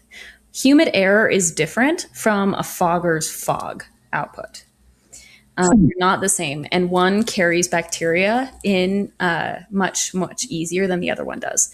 So a fogger basically can package, like if the fogger is dirty, and they will get dirty, because have you ever noticed when you've used a humidifier when you're sick and you've used it for a week and it starts to develop a weird sweet smell? That's bacterial growth. Ooh. Yeah, that weird sickly sweet kind of smell you're like, what is that? That says your fogger needs to be cleaned. Your humidifier needs to be cleaned. Vinegar is a decent abrasive. I prefer to use a veterinary disinfectant like F10 or Rescue. Just really give it a good scrub. let it sit for the recommended contact time. 10 minutes is usually a safe bet. And so, give it a physical scrub, spray it down with the disinfectant, rinse if needed, and then go. Minimum 10% bleach solution is always a good go-to. But Okay. you got to keep that fogger clean, or else you are packaging bacteria up in lovely little envelopes and sending them express into your reptile's lungs. A lot of people get away with it, but best practice is definitely keeping that fogger sterile. Okay. So not to scare you, but oh, and don't run your fogger during the day. You can overheat your reptile that way. Interestingly enough, You can overheat your reptile that way. Huh. yeah, because basically high heat, high humidity is a combination that kills because animals can't cool themselves. Oh, interesting. It doesn't really have anywhere to go. It's even worse for ectotherms because we rely on sweat to cool ourselves, and when there's too much humidity, we cannot cool ourselves because the air is saying, "I'm full. I can't pick up your sweat. I can't pick up your moisture and take your heat away." It's not quite the same for ectotherms. Did I call humans endotherms or ectotherms? May have said it. We are endotherms. Males are ectotherms, and so it does work differently for them. But the high heat, high humidity, like really high humidity, as in fogger high, can still be lethal. Okay. So that is something. Basically, don't fog during the day. Okay. Don't fog during the day. And if you are having this issue where you are doing passive or active hair exchange and you're really struggling with humidity, it is time to try misting systems. I believe this is my next project because I am about to have a 6-foot tall enclosure. Struggle. Yeah. So, and luckily this is for a species that he's not like high humidity, but needs humidity. And already in his 4-foot tall enclosure, it's up top, it's not very humid. Yes. Down low, it's great. It's fine. Which luckily it's okay. And that's something we should talk about too, real quick, is just like, I think people get really, really stuck on numbers and on consistency. Yeah. And yes, you want to have your temperatures and humidities ranges, within range, but it is okay to have differences in your enclosure over the course of the day. As Mariah was saying earlier, like the nighttime is going to be more humid. Also, in many areas, there's a humid spike in the morning and then it goes down again. And it's okay. Mm-hmm. And I think a lot of people, they're covering their screen tops and they're covering everything because when they come home in the afternoon, it's not at the highest humidity across their enclosure and they're freaking out. People want it to be simple, and it's not, and it cannot be simple. And nature isn't constant. Mm-mm. Nature isn't constant. It changes. Your temperatures, your humidity, it's all going to change. And that's a good thing, because I don't want it to be a constant humidity level if the animal comes from a place that has variations, So I look at his 4-foot tall enclosure, and down below, I'm seeing like 80%. Mm-hmm. And up top, I'm seeing 40%. Mm-hmm. And you know what? He goes back and forth. Yeah. And it's up to him. Mm-hmm. He can choose. Yeah. Now, in a 6-foot, that's going to be harder for sure. And there's going to be more lamps. And there's going to the solid top. That's going to make things better. Yep, I'm going to do a solid top, but I am probably going to have a misting system. It won't be on a lot, but it'll be on a few times a day. Give some boosts in the morning, maybe some later on. I'm going to look at weather data and kind of look at that. But I'm going to try and play around with that for the first time. Yeah, on timeanddate.com, enter in a relatively large city that is within the area of your species native range, And just look at the way that temperatures and humidity fluctuate over the course of a week. From between morning and evening readings, in the middle of the night, you can get pretty granular and look at, how things progress over the course of a single day.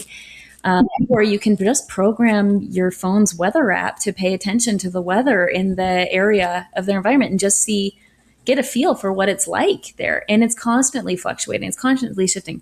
Reptiles have a way of, they find more stable environments. Burrows are stable environments where they're more consistent temperature, more consistent humidity. They're reliable. They're like our houses, they're climate controlled.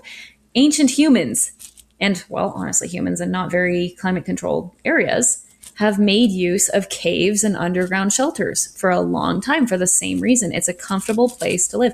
I've got this book. Where is it? It's written by a paleontologist about the animals that live underground and why they live underground and why humans have lived underground. And it's all about humid, cool microclimates that have been used for survival.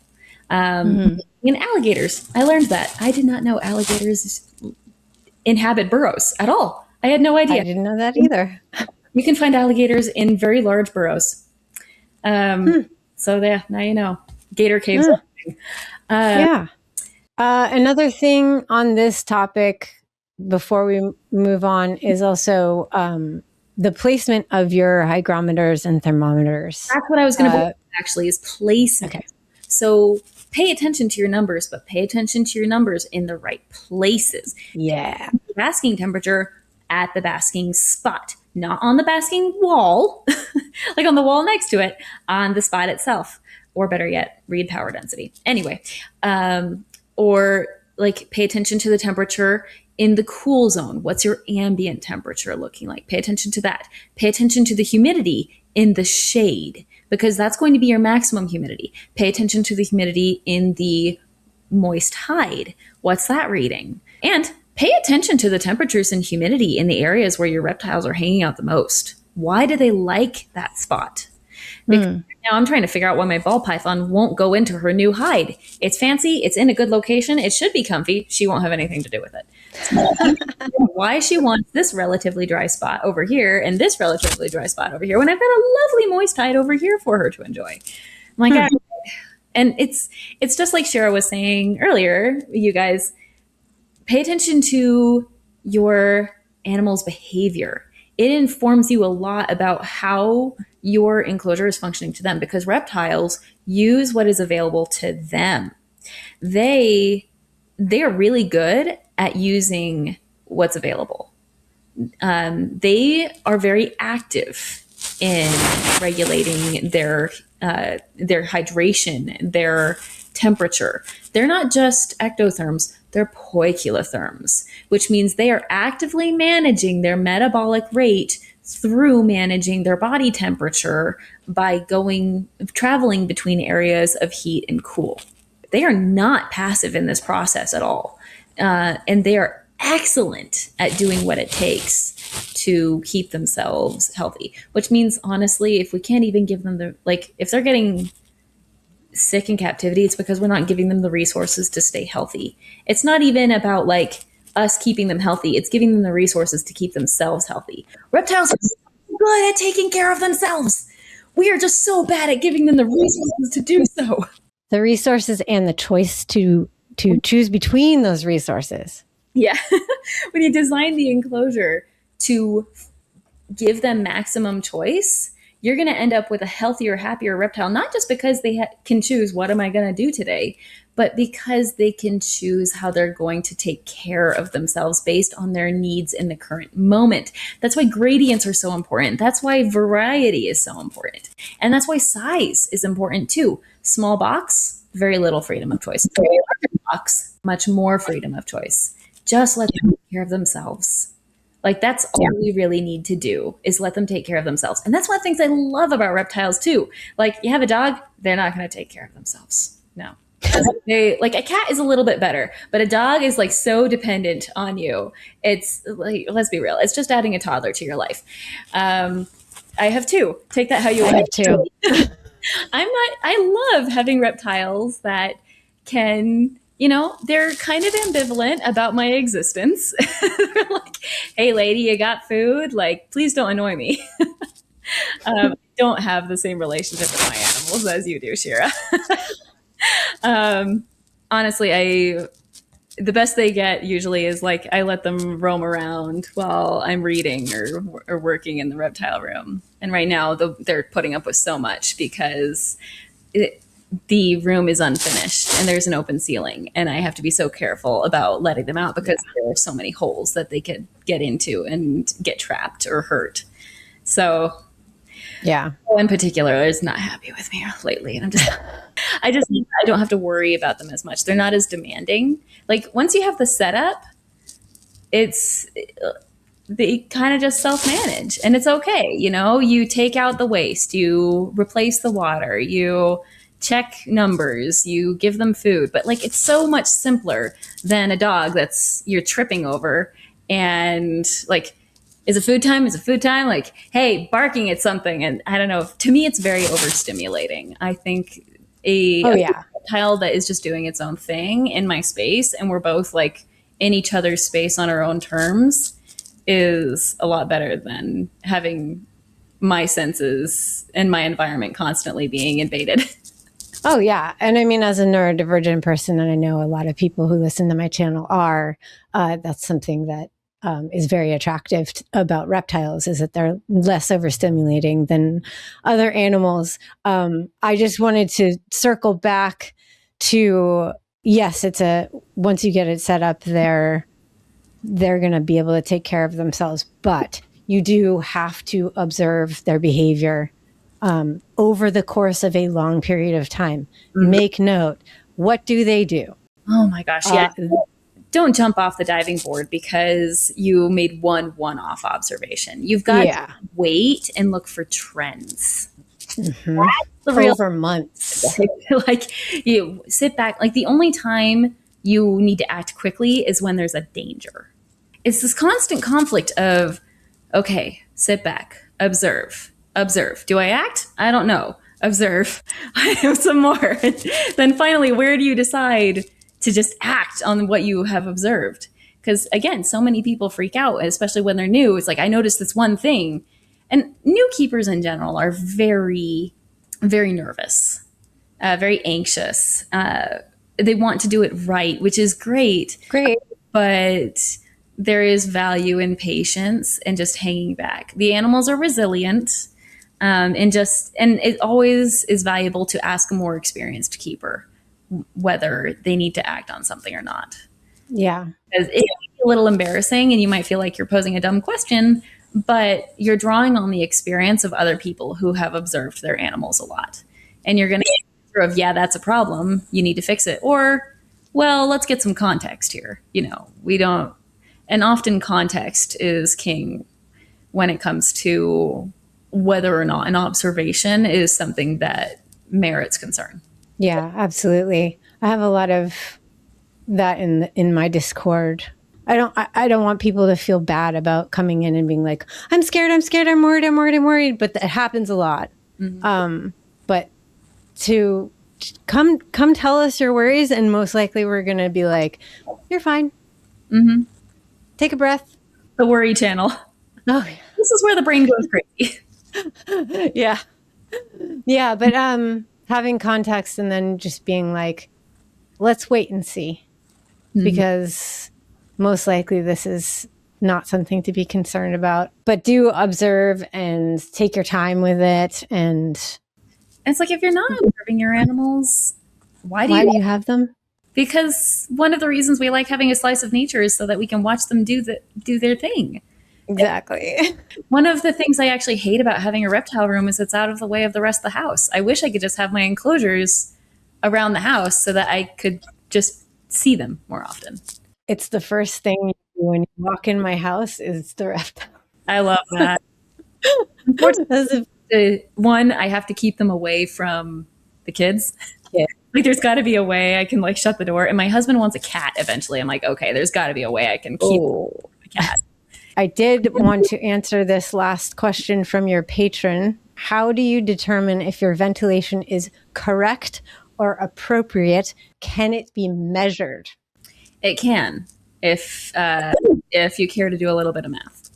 What you do is you divide the volume of the space by the desired rate of air change to get the airflow rate that you need and the fan capacity that you are going to need to push. Okay, everyone stop the video and take rewind and take notes. And I'm going to have to do the same thing. She's got it on her arm. I wrote this down before. I'm like, there's no way I'm going to remember this. Because I do so many things based on intuition. Like I feel a lot and I observe a lot. So actually like getting things down to a number and like measuring it, I'm like, ooh, I don't know. But yeah, that's technically the way to do it. Okay, so if you want to be really, really nerdy, Yeah. if you really want to be nerdy about it and get the numbers, you can actually get numbers about measuring the amount of ventilation that, okay, I'm going to have to go.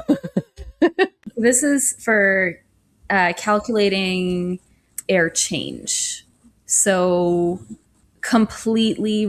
how long does it take and how much fan do you need to change out all of the air in a space? This is especially useful for this is what they're using in construction, in HVAC. Here's the internal volume of the structure. What kind of fan do we need? And, at what rate do we need to run it? How many fans do we need? If I'm understanding this correctly, I feel like my husband's going to come around and be like, "Down!" To figure out how long it takes to get all of the air out of the enclosure or out of the space and put new air in. So that's done on a much more passive level, just like in an office or a home or whatever. But like it's much more aggressive in a bathroom where you need that air to be siphoned out fast and replaced fast. And that's why those fans are usually so noisy, aside from probably need maintenance. But they're also noisier because they're running at a higher rate to get that air out of there faster. Okay. So it depends on what you want to accomplish. And just like you said, you were able to get the results you wanted with a little, 2-inch by 2-inch computer fan. It doesn't take a lot. Personally, I like to see movement in the plants. Yeah, if you can see a little flutter. I want to see some fluttering.